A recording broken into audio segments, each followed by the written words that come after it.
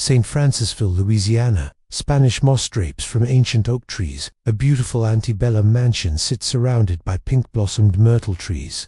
Inside, guests sleep in elegant rooms decorated with French furnishings and original 18th century pieces. It's charming, romantic, picturesque. It's also supposedly one of the most haunted houses in America. The Myrtles Plantation claims to be built over a Tunica Indian burial ground and to have witnessed at least 10 murders. Guests report seeing ghostly children playing in the yard. A woman in a green turban appears in photographs. Mysterious footsteps echo through empty halls. And at the center of it all is Chloe, a slave who allegedly poisoned her master's family with an oleander cake, was hanged by fellow slaves, and now eternally haunts the property. The story is tragic, terrifying, and passed down for generations. There's just one problem. Almost none of it is true. Historical records show Chloe never existed. Most of the supposed 10 murders never happened. The haunting may be real, but the stories behind it are fiction. This is the Myrtles Plantation, where legend lies and Louisiana's dark history collide. Hey everyone, welcome back to the channel. The Myrtles Plantation is famous worldwide as one of America's most haunted houses. But how much is real and how much is marketing? Today, we're separating fact from fiction and uncovering the truth behind the ghosts. Let's dive in. The Myrtles Plantation was built in 1796 by General David Bradford on 600 acres of land in St. Francisville, Louisiana. Bradford was a fugitive fleeing Pennsylvania after leading the 1794 Whiskey Rebellion. He built his plantation in what was then Spanish territory to avoid arrest. Bradford died in 1817, and the property passed through various owners. In 1834, Ruffin Gray Sterling bought it and renamed it after the beautiful crepe myrtle trees on the property. Sterling expanded the house, doubling its size to 20 rooms and adding elegant European furnishings.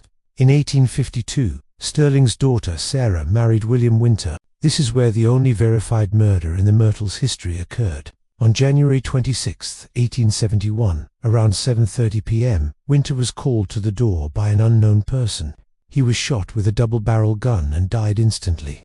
Newspaper reports from the time state he died in the doorway, not dramatically crawling up 17 stairs to die in his wife's arms, as the legend claims. His murder remains unsolved, but he really did die violently on the property. Now, let's talk about Chloe, the most famous ghost story. According to legend, Chloe was a slave owned by Clark and Sarah Woodruff.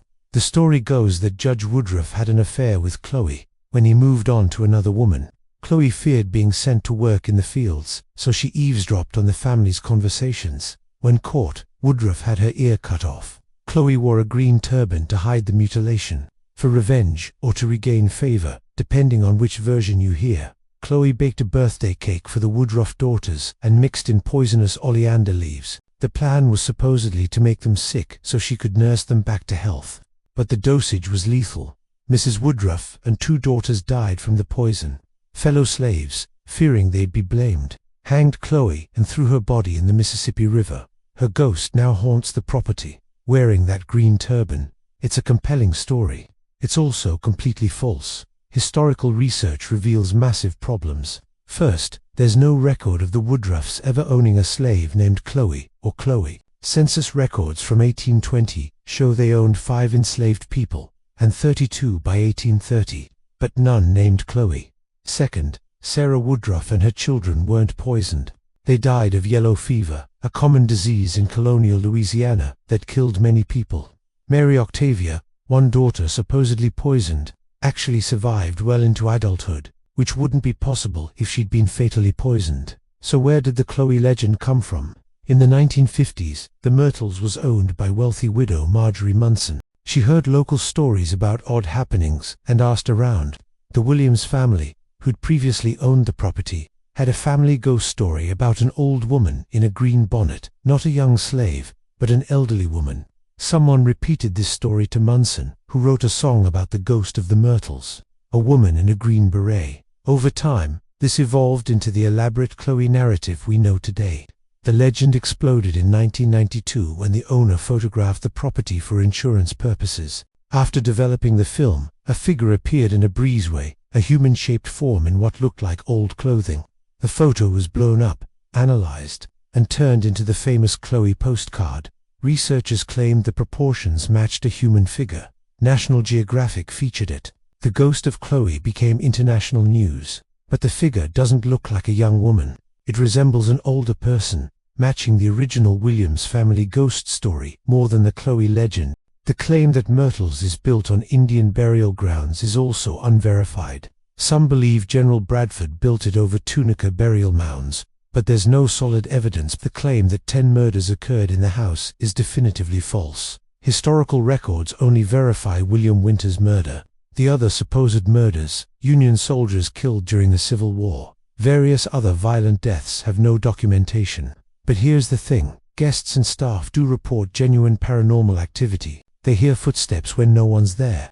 Doors open and close on their own.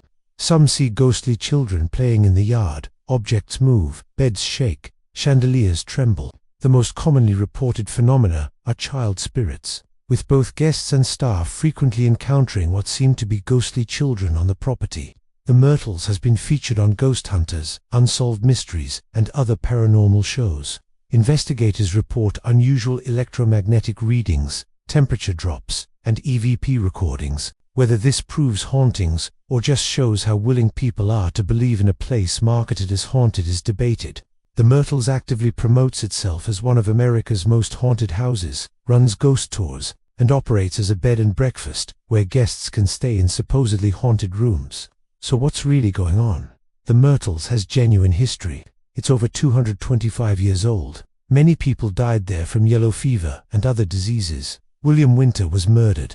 The property witnessed the brutality of slavery. These are real traumas that could theoretically leave psychic impressions. But the specific stories, Chloe, the 10 murders, the Indian burial ground, are mostly fabrications created to attract tourists and add drama to the property's marketing. This doesn't mean the Myrtles isn't haunted. Plenty of people with no knowledge of the legends report experiencing unusual phenomena there. But it means we should be skeptical of the stories told to explain those hauntings. The truth is, we don't know who or what haunts the Myrtles. If anything, what we do know is that the most famous ghost story is fiction.